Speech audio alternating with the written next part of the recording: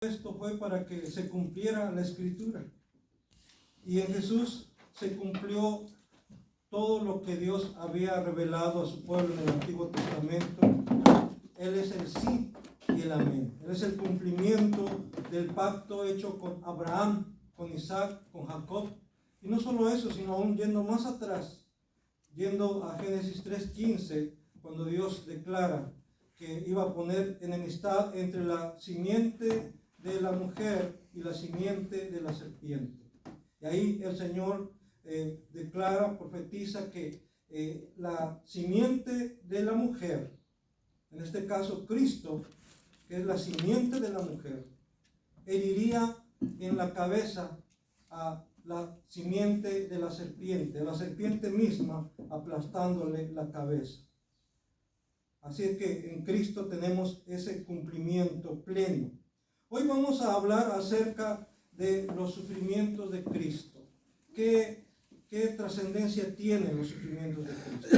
No vamos a entrar en lo que sería la descripción de esos sufrimientos. Usted puede incluso consultarlo en internet. Hay temas que hablan sobre los sufrimientos de Cristo. Hay temas que hablan sobre lo cruel de la crucifixión. Todo eso es bueno que nos informemos, que nos enteremos, sobre todo en este tiempo, para que comprendamos con mayor profundidad lo que Cristo hizo por nosotros. Hay un canto por ahí que dice: nunca comprenderé lo que costó, lo que pagó Jesús por mí. Algo así dice ese canto, ¿verdad? Yo creo que lo conocen. Y pues sí, no podremos conocer con exactitud, con precisión. Sin embargo, sí podemos llegar a comprender hasta donde Dios nos permite lo que costó.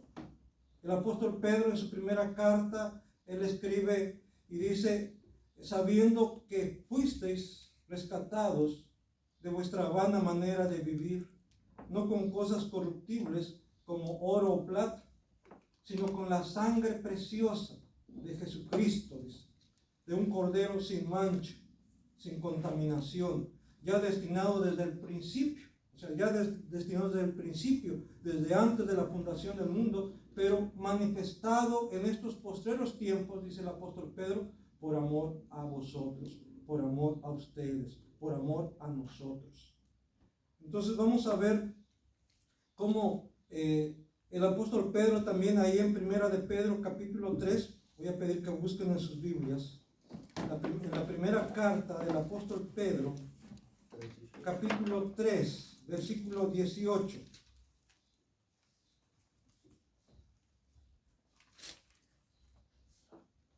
Dice así la palabra del Señor en Primera de Pedro 3, 18.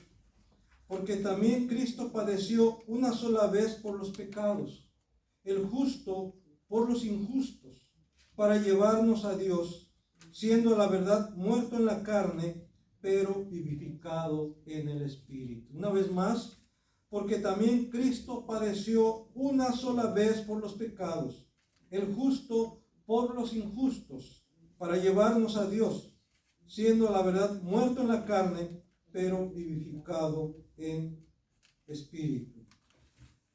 Vamos a ver en esta tarde, a grandes rasgos, cómo esos sufrimientos de Cristo fueron únicos y fueron eficaces.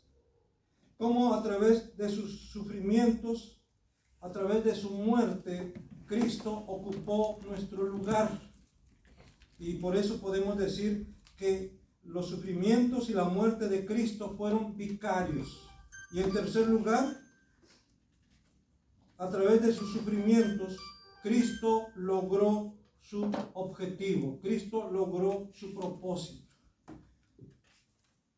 Los sufrimientos fueron únicos y eficaces. Dice en el versículo 18, en la primera parte: porque también Cristo padeció una sola vez por los pecados. Porque Cristo padeció una sola vez por los pecados. Como creyentes, hermanos, nosotros sabemos, estamos convencidos que fuimos salvados por Jesús. No es que seremos salvados, no es que a ver qué pasa al final, a ver qué sucede, no. sino tenemos la plena convicción, la plena seguridad que ya hemos sido salvos. Amén. Porque dice que el que cree en el Hijo ya tiene la vida. No dice tendrá la vida, ya tiene la vida. Pero el que rehúsa creer en el Hijo no verá la vida, sino que la ira de Dios está sobre él. Pero nosotros hemos creído, y como hemos creído, creemos que tenemos la vida. Ya es parte nuestra y nosotros somos parte de ese reino eterno. Sin embargo, no todos los creyentes estamos conscientes del precio que Jesús tuvo que pagar para que tú y yo fuésemos reconciliados con el Padre, para que tú y yo fuésemos reconciliados con Dios. Por eso aquí es interesante ver cómo el apóstol Pedro dice en este versículo, porque también Cristo padeció una sola vez por los pecados. El apóstol Pedro, hay que recordar el trasfondo, sus cartas están dirigidas a los que están dispersos por causa de su fe. Así empieza en su primera carta. A los dispersados en el Ponto, Galacia, Asia, Capadocia y Bitinia, paz a vosotros, dice Pedro. Entonces está dirigido a los que están sufriendo persecución. Podemos decir que estas cartas de Pedro están siendo dirigidas a la iglesia sufriente. Para ese tiempo y también para este tiempo. Tal vez nosotros aquí en México no estamos sufriendo por causa de Cristo, pero hay lugares estados en México en donde sí hay creyentes que están sufriendo por causa de su fe, están siendo desplazados, desterrados de su comunidad.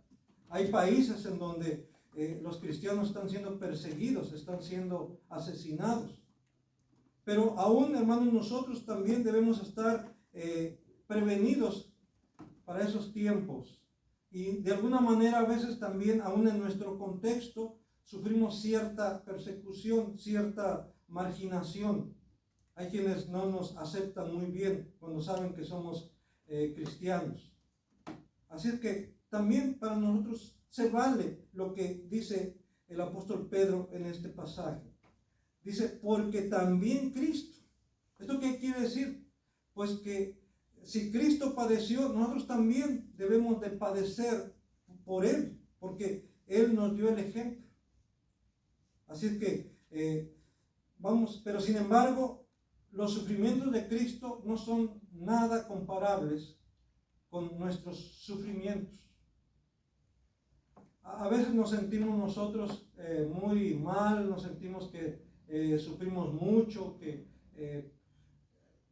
nos compadecemos a nosotros mismos y queremos que los demás nos compadezcan porque sufrimos mucho, decimos.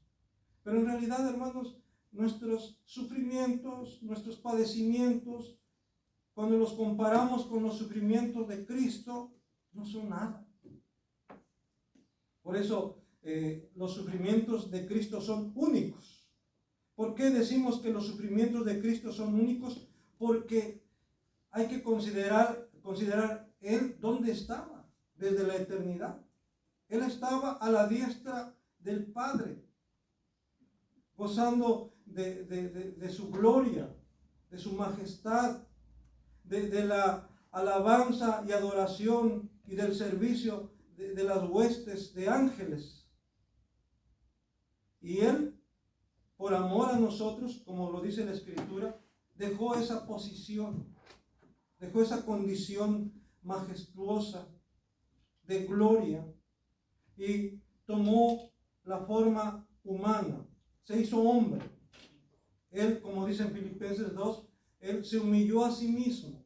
No fue el Padre que lo humilló, no, Él a sí mismo se humilló, voluntariamente se humilló, tomando forma de siervo, hecho semejante a los hombres. Y eso quiere decir, hermanos, que Él asumió la naturaleza humana con todas sus debilidades en cuanto a tuvo hambre, tuvo sed, tuvo frío, se cansó, lloró también. sufrió, pero sobre todo, hermanos, más que los sufrimientos físicos, que sí de por sí fueron muchos, fueron los sufrimientos espirituales, morales que él padeció. ¿Y por qué digo esto? Porque imagínense alguien santo, perfectamente santo, que no había cosa inmunda en él, ninguna inmundicia en él. Y de pronto tiene que venir a vivir y a moverse en medio de tanta maldad, en medio de tanto pecado, en medio de tanta inmundicia. Para esto él era un sufrimiento. El otro día yo les decía, no sé si usted se ha encontrado en la calle con algún indigente, todo sucio, todo andrajoso, y apenas se acerca a unos metros, usted percibe ese mal olor y trata de alejarse lo más rápido que puede. El otro día un pastor daba su testimonio de lo que él le pasó cuando llegó aquí a Tijuana. En Tijuana, usted sabe que todavía hay lugares en donde hay fosas sépticas, en lugar de drenaje hay fosas sépticas. Bueno, cuando llegó, allá donde llegó, había una fosa séptica. Y sus niñas andaban jugando, estaban chiquillas, ahora pues ya son mamás incluso. Andaban jugando y una de ellas se fue, se rompió la tabla que cubría la fosa séptica y se fue a la fosa séptica. Y el padre lo vio. Este padre vio cómo su hija cayó en la fosa séptica. ¿Y saben qué hizo? Corrió y se metió a sacar a su hija. Ahí. Dice, yo se la daba a mi esposa porque le hablé rápido, y se la daba y mi esposa como que dudó para agarrarla. Toda batida de suciedad. Él quedó todo batido de suciedad. Inmediatamente, claro, tuvo que bañarse. Pero hermanos, esto sirve para entender, para que podamos comprender que aún esto no es nada comparable, fíjense, no es nada comparable con lo que Jesús vino a hacer por nosotros. Él se vino a meter en medio de la inmundicia, en medio de la suciedad, del pecado, de la maldad. Y aún así Él conservó su dignidad, Él conservó su santidad, Él conservó la pureza de su corazón. Sin embargo, eso no indica que no sufrió. Claro que Él sufrió viendo todo lo que estaba pasando. Y por eso el mismo apóstol Pedro, ahí en su segunda carta, nos habla acerca de un hombre justo. Y yo pienso, pues no era tan justo. Estamos hablando de Lot. Y digo que no era tan justo. ¿Por qué? Porque cuando estaba con su tío Abraham y lo puso a elegir a ver hacia dónde él se iba, ¿qué hizo él? Él vio, dice, la llanura y vio las tierras fértiles y dijo, yo quiero esto. Entonces no era muy justo. Sin embargo, el apóstol Pedro, hablando de él ahí en su segunda carta, en el capítulo 2, versículos 7 y 8, dice, y libró al justo Lot, abrumado por la nefanda conducta de los malvados. O sea, Lot no estaba muy contento allá, sin embargo allá estaba en la ciudad de Sodoma. Pero ¿cómo se encontraba él? Dice, abrumado por la nefanda conducta de los malvados, porque este justo que moraba entre ellos afligía cada día su alma justa, viendo y oyendo los hechos inicuos de ellos. Imagínense, Lot, que no era perfecto, que tenía muchas deficiencias, que cometió muchos errores, que también había pecado en su vida.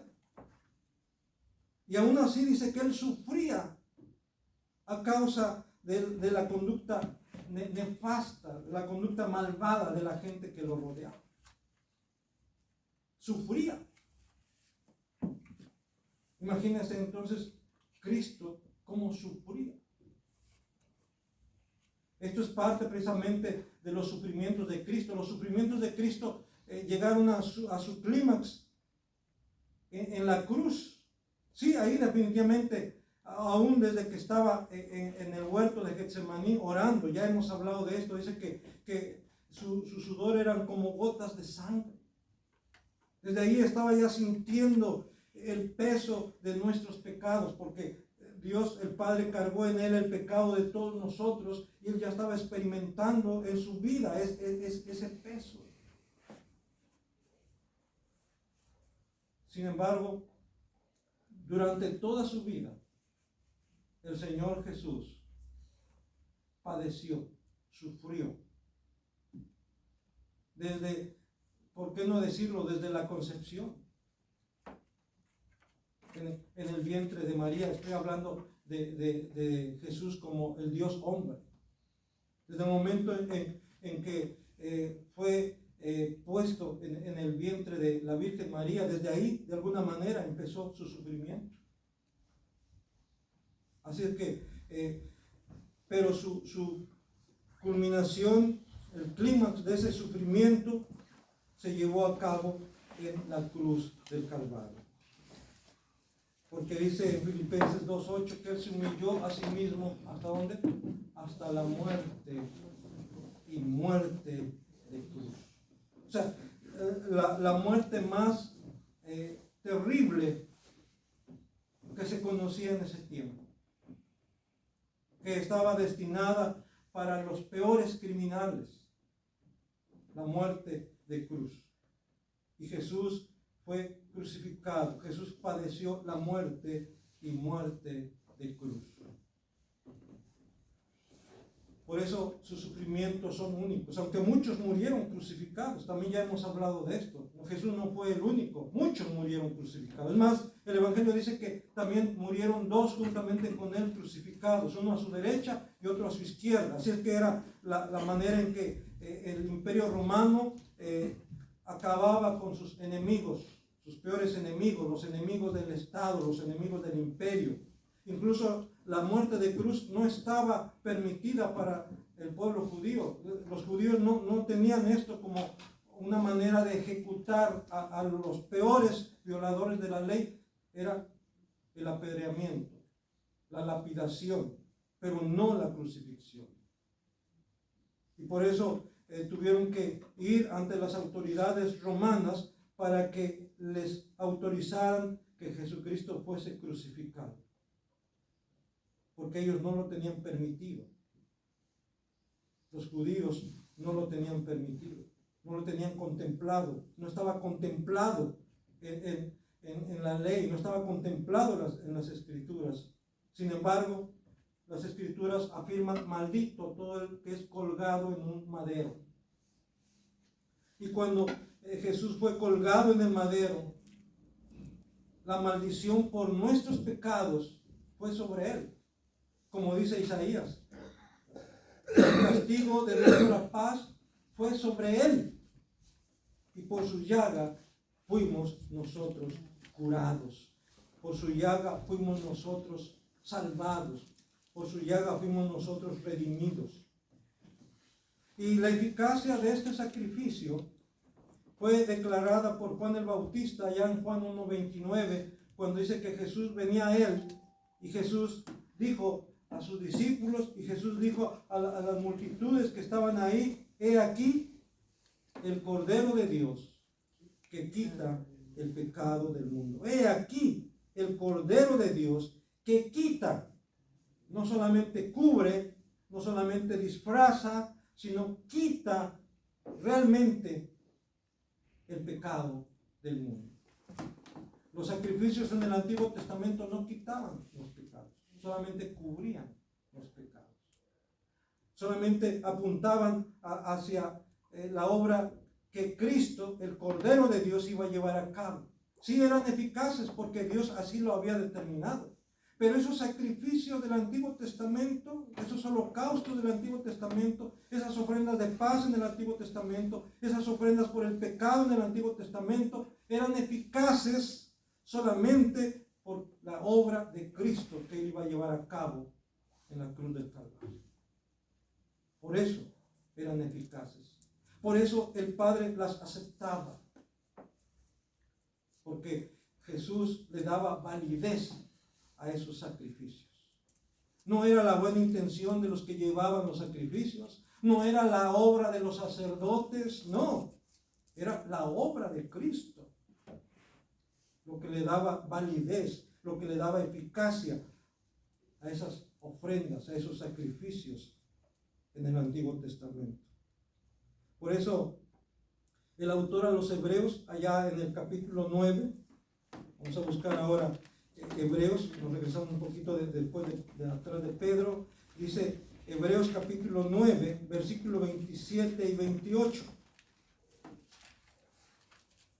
Y de la manera que está establecido para los hombres que mueran una sola vez y después de esto el juicio, así también Cristo fue ofrecido una sola vez para llevar los pecados de muchos, y aparecerá por segunda vez sin relación con el pecado para salvar a los que le esperan. El domingo pasado hablamos de esto, de que la primera vez que Jesús vino con relación con el pecado, porque Él vino a pagar por nuestro pecado, Él vino a sufrir por nuestro pecado, pero Él viene por segunda vez, pero ahora ya no para sufrir o padecer por causa del pecado, sino ahora viene para juzgar a los pecadores, porque ahora viene para castigar el pecado. Él viene por segunda vez, dice aquí.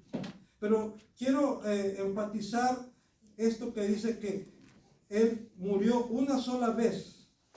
Ahí, así también Cristo fue ofrecido una sola vez para llevar los pecados de muchos. No necesita ser ofrecido continuamente, constantemente. Hay quienes enseñan que el sacrificio de Cristo se tiene que estar renovando. Y lo hacen cada vez que efectúan la misa, renovando el sacrificio de Cristo. Como que se necesita. Pero la Escritura dice claramente que Él fue ofrecido una sola vez. Así como está escrito que los hombres mueran una sola vez y después de esto el juicio, así también Cristo padeció una sola vez por los pecados, dice, para llevarnos a Dios. Por eso decimos que su sacrificio es suficiente, es único, es eficaz. Por eso Él pudo decir desde la cruz, consumado es. Por eso Él podía orar al Padre antes incluso de ir a la cruz. Allá en Juan 17 le oraba al Padre y le decía, Padre, he acabado la obra que tú me diste que hiciese. He acabado la obra, la he terminado ya. Así que Jesús llevó a cabo su obra de manera perfecta.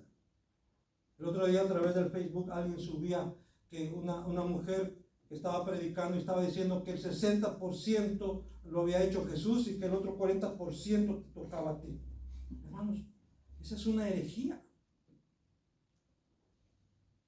La obra de salvación fue completada por Cristo. Nosotros no podemos hacer nada para ganarnos la salvación. La Biblia una y otra vez dice que por gracia somos salvos, por medio de la fe, y esto no es de nosotros, sino que es un don de Dios, no por obras, para que nadie se gloríe. Nadie, absolutamente nadie puede ganarse la salvación por sí mismo. Y nada podemos hacer, nadie puede hacer ni siquiera un 1%, porque ya está al 100%. Ni siquiera 1.001%. Porque la obra de Cristo fue perfecta. Consumado es, dijo desde la cruz. He acabado la obra que me diste que hiciese, le dijo al Padre. Y aquí el autor a los Hebreos confirma esto, que así como está escrito que el hombre muera una sola vez y después de esto el juicio, así Jesucristo fue ofrecido una sola vez por nuestros pecados, padeció una sola vez por nuestros pecados y de esa manera nos lleva al Padre. De esa manera obtiene nuestra redención, nuestra salvación. Sus sufrimientos y muerte fueron vicarios. Dice ahí mismo, volviendo a Primera de Pedro, capítulo 3, versículo 18, dice, el justo por los injustos para llevarnos a Dios. El justo por los injustos. ¿Quién es el justo? Cristo. ¿Quiénes son los injustos? Nosotros. Nosotros, tú y yo somos los injustos. Él es el justo. Y el justo vino a padecer por los injustos, vino a sufrir por los injustos, vino a morir por los injustos. ¿Para qué? Para llevarnos a Dios. Ya en Isaías capítulo 53, versículo 4 y 6, Isaías 53, versículo 4 al 6, dice así: ciertamente llevó Él nuestras enfermedades. Aquí está hablando a futuro. Cómo Dios inspiró, como el Espíritu Santo inspiró a Isaías de tal manera que él pudo ver, que el Padre le revela a su profeta lo que va a acontecer a futuro, cuando venga el Mesías, cuando venga el Cordero de Dios que quita el pecado del mundo. Dice el versículo 5, mas Él herido fue por nuestras rebeliones, molido por nuestros pecados. El castigo de nuestra paz fue sobre Él, y por su llaga fuimos nosotros curados. Todos nosotros nos descarriamos como ovejas, cada cual se apartó por su camino, mas Jehová cargó en Él el pecado de todos nosotros. Angustiado Él y afligido, no abrió su boca. Como cordero fue llevado al matadero, y como oveja delante de sus trasquiladores, enmudeció y no abrió su boca. Todos nosotros nos descarriamos como ovejas. Cada cual se apartó por su camino. Cada cual empezó a hacer su voluntad. Pero el Padre cargó en su Hijo el pecado de todos nosotros.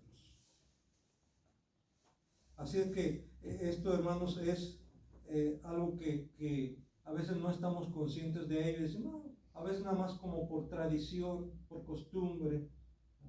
Queremos escuchar las 7 palabras de la cruz. Queremos, a veces hay quienes quieren presenciar nuevamente el drama de la crucifixión. Pero hermanos, eso a veces nada más es algo momentáneo. Pasa eso, se olvidan y siguen su vida normal, como ovejas, cada cual por su camino, como dice aquí, cada quien haciendo lo que quiere, o lo que le gusta, o lo que le conviene. Y nos olvidamos de que Él llevó nuestros pecados sobre el madero para reconciliarnos con Dios, para que en nosotros haya una nueva forma de vida, una nueva forma de vivir. Ya no viviendo, como dice, cada uno para sí mismo, sino viviendo para aquel que nos amó, para aquel que dio su vida por nosotros, para aquel que nos compró. Porque Él pagó el precio, porque Él nos compró. Éramos esclavos del pecado, éramos esclavos de Satanás, éramos esclavos del infierno incluso, pero Él nos rescató, Él pagó el precio. Por eso decía antes que la obra de Cristo ya estaba anunciada, ya estaba prefigurada en el Antiguo Testamento. Cuando allá en Levítico 3 y 4, los capítulos 3 y 4 de Levítico, después puede usted checar esto en su Biblia. Dios había establecido cómo deberían de ofrecerse las ofrendas de paz, las ofrendas por el pecado, los holocaustos. Y aquella persona que había pecado, incluso el sacerdote tenía que hacerlo. Incluso el sumo sacerdote, antes de entrar al lugar santísimo, tenía que ofrecer un sacrificio por sí mismo. Eso quiere decir que no como ahora se habla, ¿verdad?, del sumo pontífice, de su santidad, el sumo pontífice, como si no tuviese pecado. En el Antiguo Testamento, hermanos, queda demostrado que aún el sumo pontífice, ¿quién era el sumo pontífice? Pues el sumo sacerdote, eso quiere decir sumo pontífice, sumo sacerdote. Aún el sumo sacerdote, el sumo pontífice en el Antiguo Testamento, tenía que ofrecer un sacrificio por su pecado para poder entrar al lugar santísimo, si no, no podía entrar. Y eso quería decir entonces que nadie, ni el sumo pontífice puede entrar o tiene derecho al reino de los cielos si no reconoce la obra redentora de Cristo. Y eso lo dice la Escritura, no lo estoy diciendo yo. El Señor lo dejó bien claro, que nadie puede entrar hasta Él si no es a través de Cristo. Jesús mismo lo dijo: yo soy el camino, la verdad y la vida. Y nadie viene al Padre si no es por mí, dice el Señor Jesús. Nadie puede ir al Padre si no es a través de Cristo. Y ahí en Levítico 3 y Levítico 4 dice que la persona que traía su ofrenda de reconciliación, su ofrenda por el pecado, tenía que poner su mano sobre el animal, sobre el cordero, para que de manera simbólica, mientras estaba vivo el cordero, de manera simbólica estaba transmitiendo su culpa, su pecado sobre ese animal que iba a ser sacrificado, que iba a ser muerto, que iba a ser consumido por el fuego sobre el altar. Y después de esto ya el sacerdote lo ponía, después de limpiarlo bien. Por eso le digo que lean Levítico 3:4. Había que limpiarlo bien, había que quitarle la piel, había que quitarle el estiércol, porque eso no se consumía en el altar. Eso tenía que tirarse fuera de la ciudad. Había un lugar en donde se tiraba todo eso. Allá afuera de la ciudad se quemaba, y el animal limpio, ya lavado, era ofrecido sobre el altar y consumido totalmente por el fuego. Entonces, esto estaba prefigurando a Cristo, que Él llevó nuestros pecados sobre sí en el madero. ¿Y cuándo podemos decir que se lleva a cabo ese acto simbólico que se llevaba a cabo en el Antiguo Testamento de poner la mano sobre la víctima? Cuando creemos, el momento en que usted cree, en ese momento es como si usted estuviera poniendo su mano sobre el Cordero de Dios que quita el pecado del mundo. Amén. Y en ese momento también la obra de Cristo, la obra del Cordero de Dios, esa obra perfecta, es contada como si fuera obra suya, como si fuera la obra de usted. Eso se llama la imputación de la obra de Cristo sobre los creyentes. Así es que es algo que la Escritura nos enseña y que debemos tener conciencia de ello. Por eso sí podemos saber, hasta donde Dios nos permita, cuánto costó el precio que Jesús pagó por nuestros pecados. En tercer lugar, Cristo con su sacrificio logró su objetivo. ¿Cuál era su objetivo? Llevarnos a Dios, dice en el versículo 18 de Primera de Pedro. Primera de Pedro, capítulo 1, versículo 18. Así es que llevarnos a Dios, reconciliarnos con Dios. Ahora, ¿por qué decimos que era necesario esto? Porque dice en Romanos 3:23 que por cuanto todos pecaron, es un texto que usted y yo sabemos muy bien, por cuanto todos pecaron, están destituidos de la gloria de Dios. Y cuando dice todos, ¿qué? Todos los descendientes de Adán están destituidos de la gloria de Dios. O sea, ¿qué es lo que merecemos? ¿Merecemos la gloria de Dios? No. ¿Merecemos el cielo? No. ¿Merecemos que Dios nos ame? No. Lo único que merecemos es la muerte, porque la paga del pecado es muerte. Mas la dádiva de Dios es vida eterna.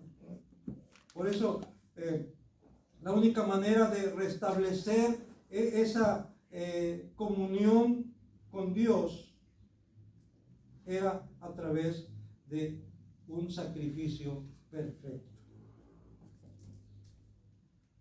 Allá en Isaías 59, vamos otra vez a Isaías, en el versículo 1 al 8, Isaías 59.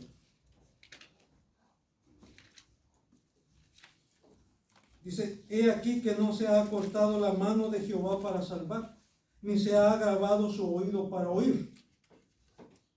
Pero vuestras iniquidades han hecho división entre vosotros y vuestro Dios. Y vuestros pecados han hecho ocultar de vosotros su rostro para no oír. Quiero detenerme aquí un momento. Hay quienes dicen, ¿qué Dios tan malo? ¿Cómo es posible que Él permita tanta injusticia, que Él permita tanta maldad, que Él permita tanta muerte? ¿Qué Dios tan malo? Y hay quienes, yo no creo en ese Dios. ¿Cómo puedo creer en un Dios así, tan malo, que no ve, que no actúa, que no pone un hasta aquí? Pero aquí está la respuesta, hermanos. El problema no está en Dios, porque está diciendo claramente aquí a través del profeta Isaías, he aquí, no se ha acortado la mano de Jehová para salvar, ni se ha agravado su oído para no oír. Dios no está sordo. El problema, ahora sí como dicen por ahí, el problema somos nosotros. El problema es la humanidad. Porque dice el versículo 2, pero vuestras iniquidades han hecho división entre vosotros y vuestro Dios, y vuestros pecados han hecho ocultar de vosotros su rostro para no oír, porque vuestras manos están contaminadas de sangre, y vuestros dedos de iniquidad, vuestros labios pronuncian mentira, habla maldad vuestra lengua, no hay quien clame por la justicia, ni quien juzgue por la verdad, confían en vanidad y hablan vanidades, conciben maldades y dan a luz iniquidad, y incuban huevos de áspides y tejen telas de arañas. El que comiere de sus huevos morirá, y si los apretaren saldrán víboras. Qué tremendo es esto, hermanos. Parece que está describiendo algún tipo de sociedad. Nada que ver con nosotros, nada que ver con nuestra sociedad. Sigue diciendo, sus telas no servirán para vestir, ni de sus obras serán cubiertos. Sus obras son obras de iniquidad, y obra de rapiña está en sus manos. Sus pies corren al mal, se apresuran para derramar la sangre inocente. Sus pensamientos de iniquidad, destrucción y quebrantamiento hay en sus caminos. No conocieron camino de paz, ni hay justicia en sus caminos. Sus veredas son torcidas, cualquiera que por ellas fuere, no conocerá paz. Cualquiera que ande en esos caminos, cualquiera que ande en esas andadas, como decimos, no conocerán paz. Porque esas sendas, porque esos caminos son caminos de muerte. Así que el problema no es Dios. El problema es el hombre que no quiere volverse a Dios. Dios una y otra vez está llamando a la humanidad, está llamando a los hombres y a las mujeres a volverse a Dios. Pero ¿qué hacen los hombres y las mujeres? cada vez se rebelan más en contra de Dios. Y por eso dice que son nuestras iniquidades, son nuestros pecados los que hacen división entre Dios y nosotros. Pero Dios está dispuesto, su oído está atento para todo aquel que le busque, para todo aquel que clame a Él. Él mismo dice, clama a mí, yo te voy a responder. Busca y vas a hallar. Llama y se te va a abrir.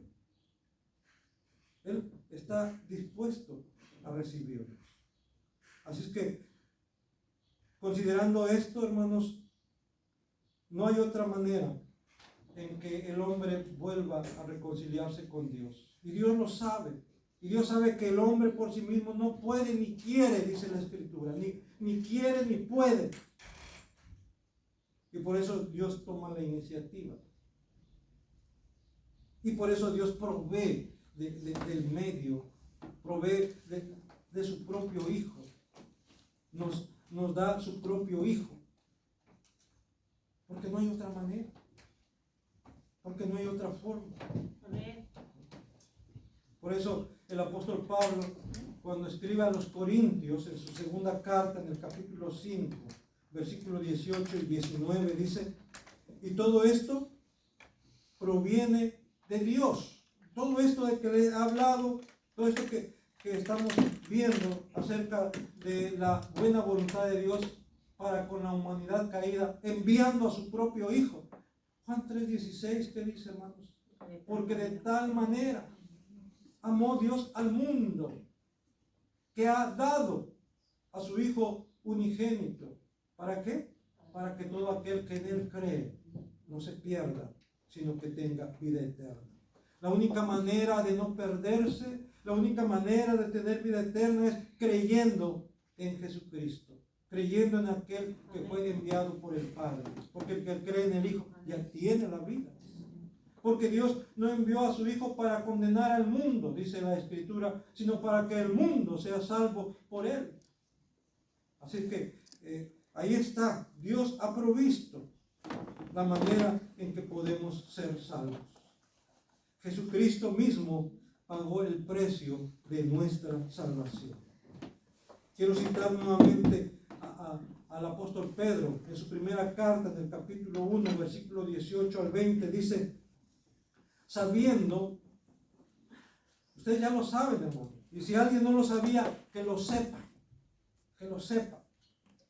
sabiendo que fuisteis rescatados de vuestra vana manera de vivir, la cual recibisteis de vuestros padres, no con cosas corruptibles como oro o plata, sino con la sangre preciosa de Cristo, como de un cordero sin mancha y sin contaminación, ya destinado desde antes de la fundación del mundo, pero manifestado en los postreros tiempos por amor de vosotros. Amén. Porque Cristo vino al mundo por amor a nosotros. Aleluya. Nada lo obligaba. Nadie lo obligó. Él de sí mismo quiso venir y dar su vida por nosotros. ¿Por qué? Porque Él es el buen pastor, como dice en Juan 10. Y el buen pastor su vida da por sus ovejas.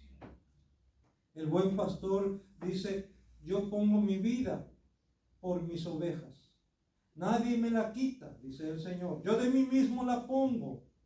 Tengo poder para ponerla y tengo poder para volverla a tomar, porque esta es la orden, porque esta es la voluntad de mi Padre.